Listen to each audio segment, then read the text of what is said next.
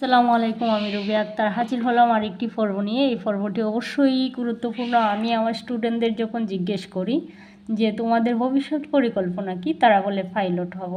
অনেকেরই ধারণা নাই যে বিমান বাহিনীর পদ সম্পর্কে তাদের উদ্দেশ্যে।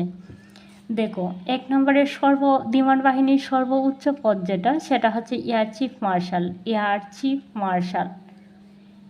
এর বেতন হচ্ছে ৮৬,০০০ থেকে ১,৫০,০০০ হয়ে থাকে। ৮৬,০০০ থেকে ১,৫০,০০০।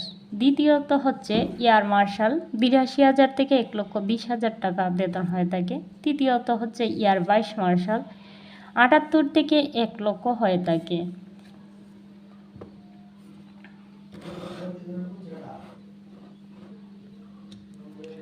চতুর্থ হচ্ছে এয়ার কমান্ডার, ৬৩,০০০ থেকে ৮০,০০০ হয়ে থাকে।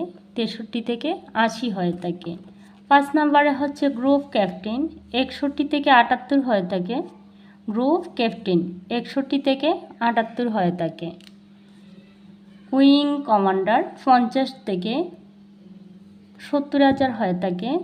সপ্তম যে পদটা আছে সেটা হচ্ছে স্কোয়াড্রন লিডার, ৪৩ থেকে ৫৫,০০০ পর্যন্ত বেতন হয়ে থাকে। অষ্টম যেটা ৮ নম্বরের যে পদটা আছে সেটা হচ্ছে পাইলট লেফটেন্যান্ট, ৩৮,০০০ থেকে ৫০,০০০ পর্যন্ত বেতন হয়ে থাকে।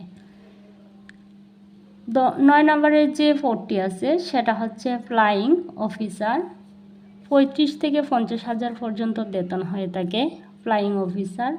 ১০ নম্বরে যেটা আছে সেটা হচ্ছে পাইলট অফিসার, ৩০ থেকে ৪৫,০০০ পর্যন্ত বেতন হয়ে থাকে। সবাই ভালো থাকো এবং ভালোর সঙ্গে থাকো। সকলের মঙ্গল কামনায় এখানেই বিদায় নিচ্ছি। যারা আজও আমার চ্যানেলটি সাবস্ক্রাইব করোনি, তাদের অনুরোধ করছি আমার চ্যানেলটি সাবস্ক্রাইব করে যাওয়ার জন্য। আল্লাহ হাফেজ।